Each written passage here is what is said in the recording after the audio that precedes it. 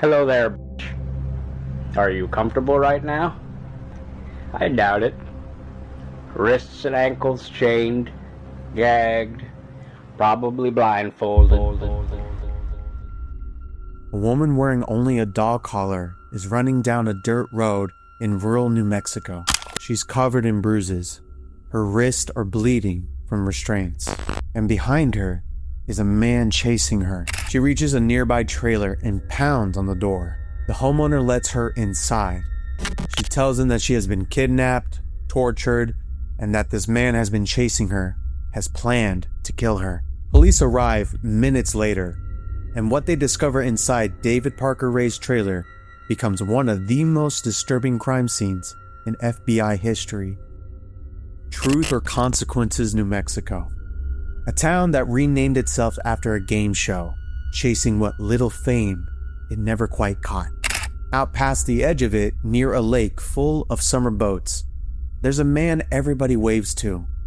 57 years old, a mechanic, soft-spoken, the guy who jumps your car battery in a parking lot and won't take gas money for it. Been married 4 times and divorced 4 times, and close with his daughter. Neighbors called him normal. David Parker Ray grew up with almost nothing. A father who showed up drunk and violent and handed his 10-year-old son adult entertainment like if it was a gift. He was raised by his grandparents, bullied for being shy and drank too young. And somewhere in the quiet of being a teenager nobody paid attention to, something in him took shape. It stayed hidden for decades. Then, he built it into a room. He called it the Toy Box, a cargo trailer soundproofed, parked out of sight behind his property. Over $100,000 went into it. A table bolted to the floor, and a mirror on the ceiling, so a woman chained beneath it had no choice but to watch. Whips, chains, surgical blades, a homemade generator wired for shocks, and he didn't do it alone. He had his girlfriend, his daughter, and a friend named Yancey. Different hands, but the same trailer. He'd find a woman at a bar near the lake, sometimes a stranger, sometimes someone he already knew, and he would drug them, enough to keep them still, and enough to make sure that if they survived, they wouldn't remember any of it. Then the tape would play, his own voice, calm, almost bureaucratic, telling them what was going to happen and how long it would take, and that he wasn't the only one in the room.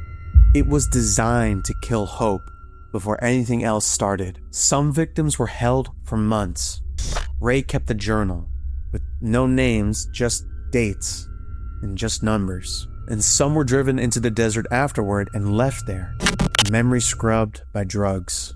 Others, according to the people who helped him, never left the trailer at all. A 22-year-old woman runs down a highway outside Elephant Butte. She is wearing nothing but a metal collar chained around her throat. Her name is Cynthia Vigil. Ray took her 2 days before. He had gone to work that morning and left his girlfriend to guard her. For one moment, the guard looked away. Vigil grabbed an ice pick off the floor and drove it into her captor's neck, and took the keys and ran. And she didn't stop until she reached a stranger's front door. Police were already headed to Ray's address. A 911 call had come from inside the property minutes earlier, cut off before anyone said why. When they searched the trailer, the case stopped being about one woman on a highway. Videotapes, audio tapes, a journal with no names in it, jewelry that belonged to someone, and clothing that belonged to someone. And no way yet to say who. 2 women came forward. One who had gone to Ray's house to borrow cake mix. One identified off a tape dated 3 years earlier. Ray was convicted. 224 years. He was never charged with a single murder. No bodies were ever found. His own accomplices pointed investigators towards places they believed he had buried the women, either by sinking them in the lake or left them in ravines. Search after search came back empty-handed. Ray claimed 40 victims. Investigators believe it could be as high as 60. The only man who knew for certain took it with him. He died in prison on May 28, 2002 of a heart attack at 62 years old. He had told authorities he was ready to talk. The conversation never happened. His girlfriend served her time and walked free in 2019. His daughter served 30 months, and his friend pled guilty to a murder that had a name attached to it. One of the only ones that ever would.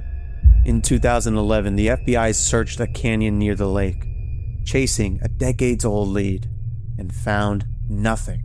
That same year, they released photographs of jewelry pulled from the trailer. Rings, necklaces, asking the public if anyone recognized the piece. Some of it still sits unclaimed. The trailer was open to the public once briefly, in the hope that the sight of it might loosen something in someone who survived it and forgotten. It has now been destroyed. What's left is a handful of women who lived long enough to testify. A journal full of numbers with no names and one number. 60. That no one can prove and no one can rule out. David Parker Ray built a room that only had one purpose. Of once you get in, you can't remember once you get out. For most of the people who went inside that trailer, it worked exactly the way that he had meant it. This case is still surrounded by unanswered questions, and it's one that continues to fascinate investigators decades later. If you enjoyed this breakdown, be sure to like the video and subscribe. It really helps the channel grow and reach more people through the algorithm. And if there's another case you'd like me to cover, leave it in the comments down below. I'll see you all next time.